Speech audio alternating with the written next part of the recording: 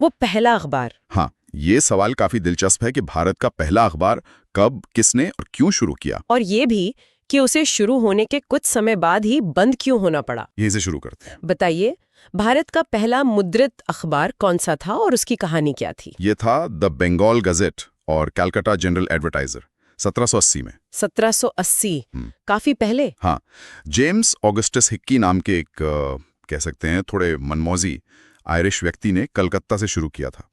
ये भारत का पहला प्रिंटेड छपा हुआ अखबार माना जाता है।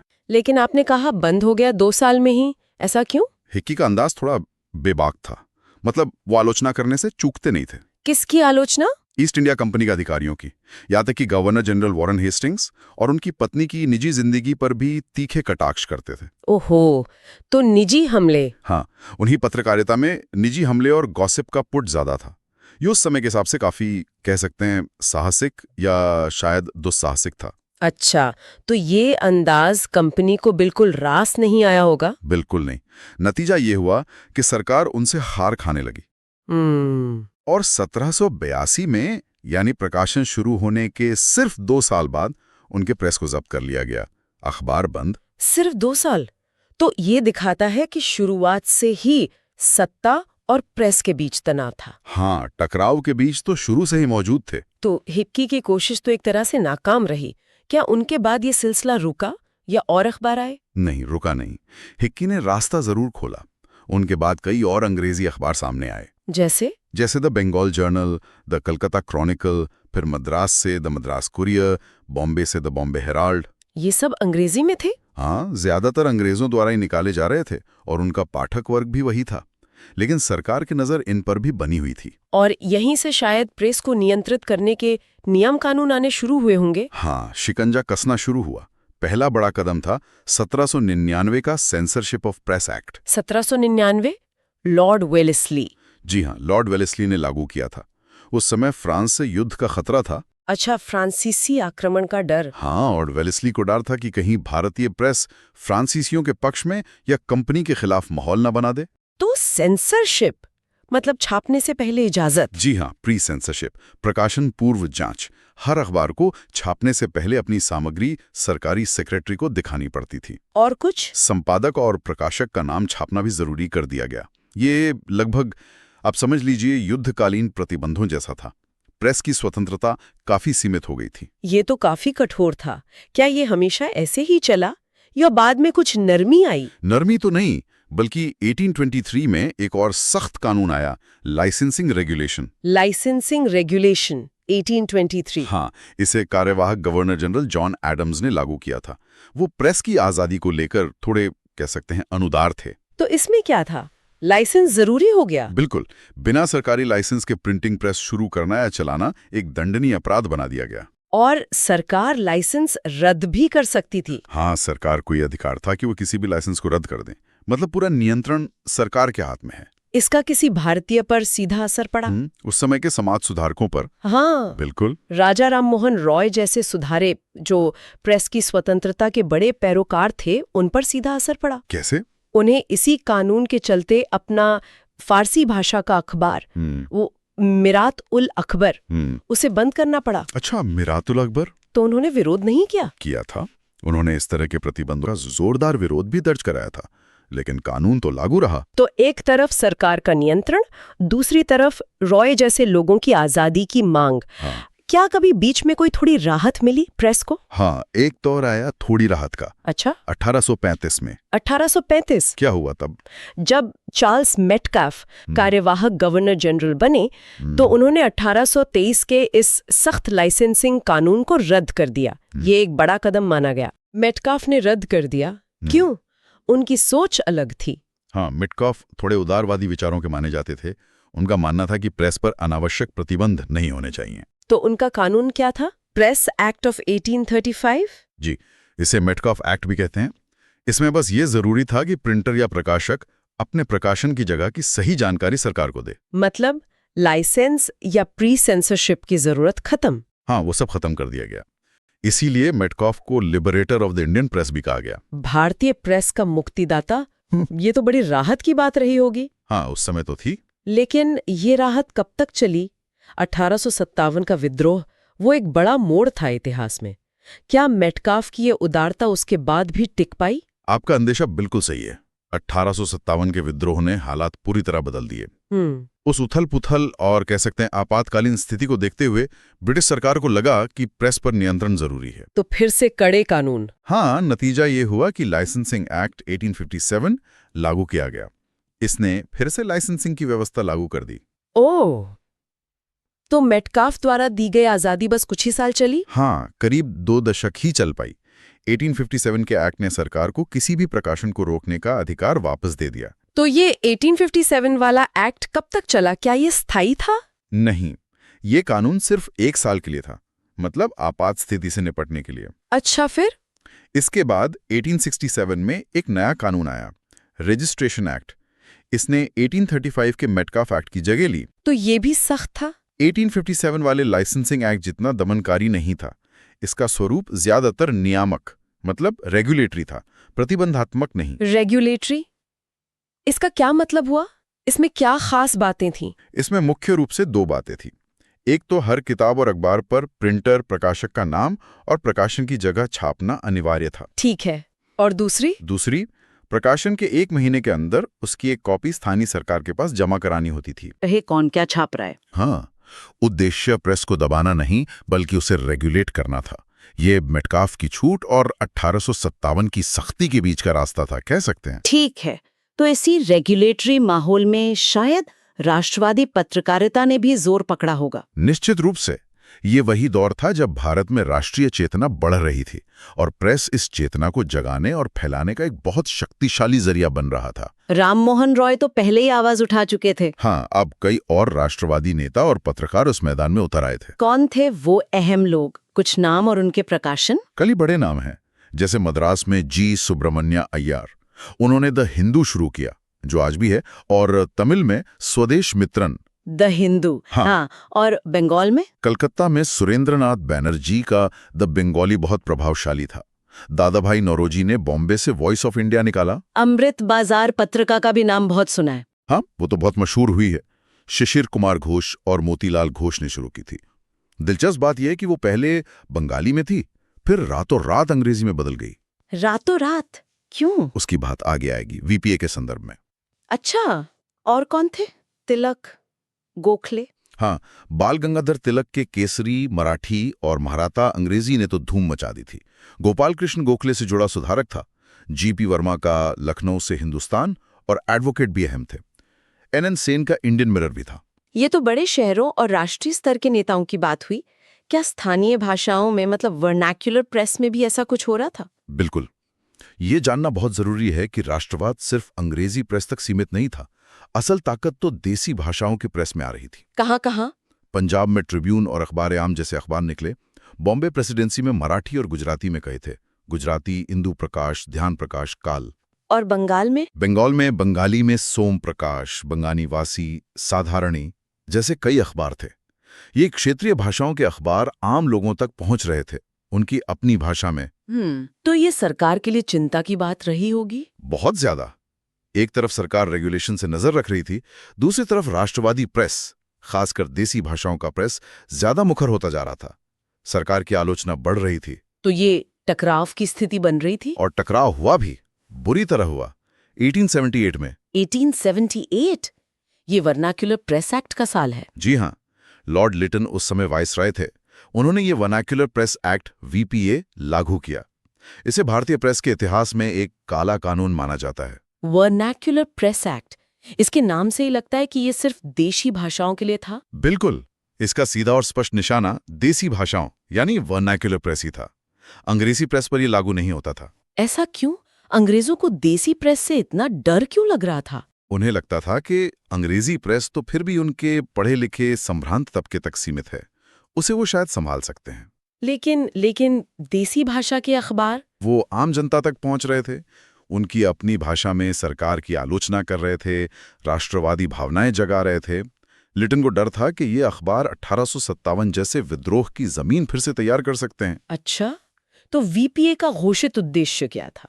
घोषित उद्देश्य था देसी प्रेस पर बेहतर नियंत्रण स्थापित करना और राजद्रोही लेखन को दबाना। राजद्रोही लेखन मतलब सिडिशन।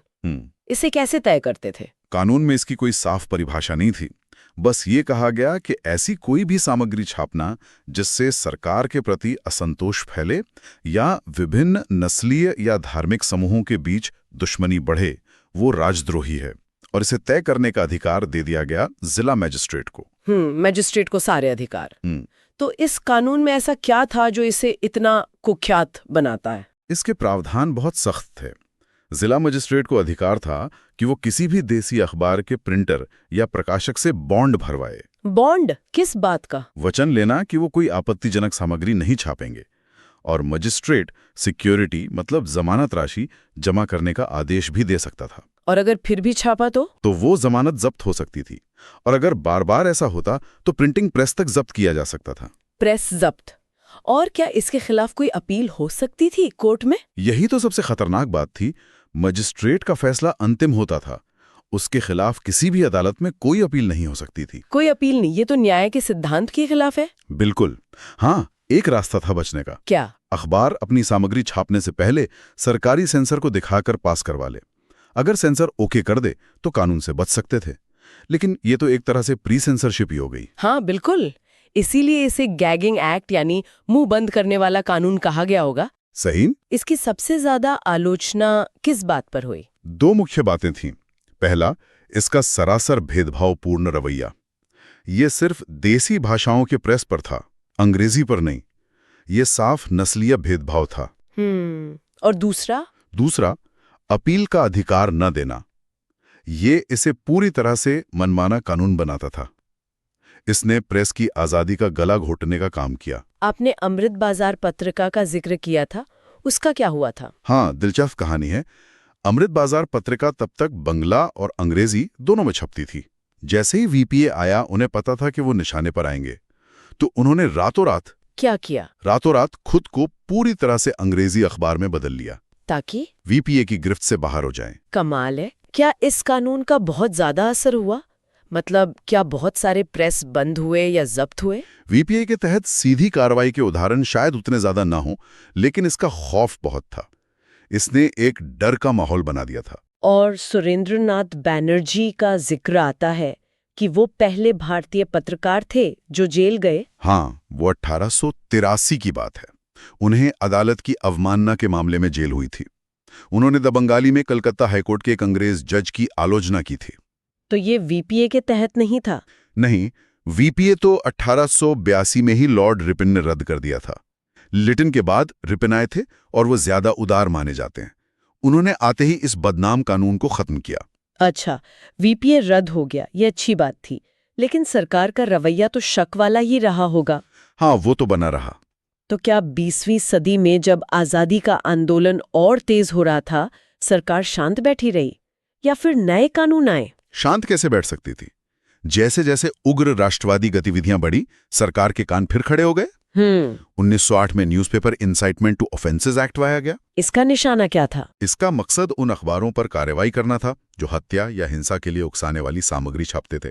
ऐसा सरकार का मानना था। इसने मजिस्ट्रेटों को ऐसे प्रेस की संपत्ति जब्त करने का अधिकार दे दिया। और इसके बाद? इसके फौरन बाद 1910 में इंडियन प्रेस एक्ट आया। ये कानून तो एक तरह से वीपीए के कई बुरे प्रावधानों को वापस ले आया, बल्कि उससे भी ज्यादा सख्त था। उससे भी ज्यादा? कैसे? इसमें रजिस्ट्रेशन के समय ही प्रकाशकों से जमानत मांगने का प्रावधान था, और अगर सरकार को लगता कि अखबार कोई आपत्तिजनक सामग्री छाप रहा है। आपत्तिजनक मतलब बहुत कुछ। सरकारी अधिकारियों के खिलाफ नफरत फैलाना, सेना में असंतोष फैलाना, राजा के खिलाफ लिखना। परिभाषा बहुत व्यापक थी। तो जमानत जब्त? हाँ, जमानत जब्त हो सकती थी और अखबार का रजिस्ट्रेशन भी रद्द हो सकता था। अपील का प्रावधान था इसमें? था, लेकिन बहुत सीमित। साथ ही हर अखबार को अपने हर अंक की 2 प्रतियां मुफ्त में स्थानीय सरकार को भेजनी पड़ती थी। ये तो वाकई वीपीए से भी ज्यादा कठोर लगता है। इनका मकसद साफ था, राष्ट्रवाद की आवाज दबाना। बिल्कुल। क्या पहले विश्व युद्ध के दौरान या उसके बाद इसमें कुछ बदलाव आया? विरोध नहीं हुआ इन कानूनों का? विरोध तो लगातार हो रहा था, जोरदार विरोध। पहले विश्व युद्ध 1914-18 के दौरान तो हालात और बिगड़े। सरकार ने डिफेंस ऑफ इंडिया रूल्स लागू कर दिए। और ज्यादा पाबंदियां? हाँ, और ज्यादा शक्तियां ले ली, जिसमें प्री सेंसरशिप भी शामिल थी। लेकिन युद्ध खत्म होने के बाद राष्ट्रवादी आंदोलन और तेज हो गया। प्रेस की आजादी का मुद्दा भी जोर शोर से उठा। तो क्या सरकार को आखिरकार झुकना पड़ा? हाँ, कुछ हद तक। बढ़ते दबाव के कारण 1921 में सरकार ने सर तेज बहादुर सप्रू की अध्यक्षता में एक प्रेस कमेटी बनाई। सप्रू कमेटी, इसने क्या सिफारिश की? कमेटी ने प्रेस कानूनों की समीक्षा की और साफ तौर पे कहा कि 1908 और 1910 के ये जो दमनकारी एक्ट्स हैं, इन्हें निरस्त कर दिया जाए। और सरकार ने मान लिया? हाँ, सरकार ने ये सिफारिशें मान ली। 1908 और 1910 के कानून रद्द कर दिए गए। ये भारतीय प्रेस की आज़ादी के संघर्ष में एक बड़ी जीत थी। ये वाकई एक अहम पड़ाव था, 1921 में दमनकारी कानूनों का हटना। लेकिन क्या ये आज़ादी स्थायी साबित हुई? दुर्भाग्य से नहीं। फिर क्या हुआ? जैसे ही 1930 के दशक में महात्मा गांधी के नेतृत्व में सविनय अवज्ञा आंदोलन ने जोर पकड़ा, सरकार ने फिर से प्रेस पर शिकंजा कसना शुरू कर दिया। 1921 में Indian press emergency powers act लाया गया। Emergency powers act? हाँ, इसने प्रांतीय सरकारों को राष्ट्रीयवादी प्रचार को दबाने के लिए बहुत ज्यादा शक्तियां दे दी। जमानत मांगना, जब्त करना, सब कुछ फिर से शुरू हो गया। यानी इतिहास खुद को दोहरा रहा था। कुछ वैसा ही। और फिर दूसरा विश्व युद्ध आ गया। उस दौरान क्या स्थिति रही? दूसरे विश्व युद्ध 1939-45 के दौरान तो हालात और सख्त हो गए। डिफेंस ऑफ इंडिया रूल्स फिर से लागू। प्री सेंसरशिप भी? हाँ, प्री सेंसरशिप वापस आ गई। प्रेस इमरजेंसी एक्ट और ऑफिशियल सीक्रेट्स एक्ट जैसे कानूनों को और कड़ा बना दिया गया। मतलब आज़ादी मिलने के ठीक पहले तक भारतीय प्रेस सरकारी नियंत्रण और सेंसरशिप के साए में ही काम कर रहा था। तो अगर ये पूरा सफर देखें, जेम्स हिक्की के उस पहले कुछ हद तक दुस्साहसिक प्रयास से लेकर आज़ादी की दहलीज तक, ये वाकई अभिव्यक्ति की स्वतंत्रता और सरकारी नियंत्रण के बीच एक लगातार चलने वाले संघर्ष की कहानी है। बिल्कुल। हमने देखा कि कैसे शुरुआत ही चुनौतियों भरी थी और ब्रिटिश शासन ने इसे कंट्रोल करने के लिए लगातार अलग अलग कानूनी दांव पेच अपनाए। हाँ, कभी सीधी सेंसरशिप, कभी लाइसेंस का फंदा, कभी वीपीए जैसा भेदभावपूर्ण कानून, तो कभी इमरजेंसी पावर्स। सही। लेकिन ये भी देखना दिलचस्प है कि कैसे हर दमनकारी कदम के साथ प्रेस की आज़ादी की मांग और ज्यादा मजबूत होती गई। हाँ, प्रतिरोध की भावना कभी खत्म नहीं हुई, बल्कि वीपीए जैसे कानूनों ने तो शायद अनजाने में राष्ट्रवादियों को और एकजुट करने का काम किया। हाँ, शायद ये एहसास दिलाया कि अंग्रेजी और देसी का भेद करके उन्हें बांटा जा रहा है। हो सकता है। और 1921 में सप्रू कमेटी की सिफारिशों पर कानूनों का निरस्त होना ये भी दिखाता है कि संगठित विरोध और लगातार संघर्ष से बदलाव लाया जा सकता था, भले ही वो स्थायी ना रहा हो। तो इस पूरी चर्चा से जो मुख्य बात उभरती है वो ये है कि भारतीय प्रेस का इतिहास सिर्फ कुछ अखबारों के शुरू होने या बंद होने का इतिहास नहीं है। नहीं, ये उससे कहीं ज्यादा है। ये स्वतंत्रता संग्राम का एक अटूट हिस्सा है। कानूनों ने इसे शक्ल देने की कोशिश की, तो वहीं प्रेस ने भी कानूनों को चुनौती दी और जनमत बनाकर आज़ादी की लड़ाई में अपनी अहम भूमिका निभाई। एकदम सही कहा। ये समझना जरूरी है कि सूचना और विचारों के प्रवाह को नियंत्रित करने की कोशिशें हमेशा से होती रही हैं और उनका प्रतिरोध भी होता रहा है। ये एक तरह की गतिशीलता है जो आज भी उतनी ही प्रासंगिक है। और यहीं पर एक विचार छोड़ जाते हैं अपने श्रोताओं के लिए कि प्रेस की स्वतंत्रता के लिए जो ये शुरुआती संघर्ष हुए, जिसमें इतने उतार चढ़ाव देखे हमने, इतने पत्रकारों ने जोखिम उठाए, उसका असर आज के हमारे मीडिया परिदृश्य पर कितना गहरा है और किन रूपों में दिखाई देता है। हाँ, ये वाकई सोचने लायक सवाल है।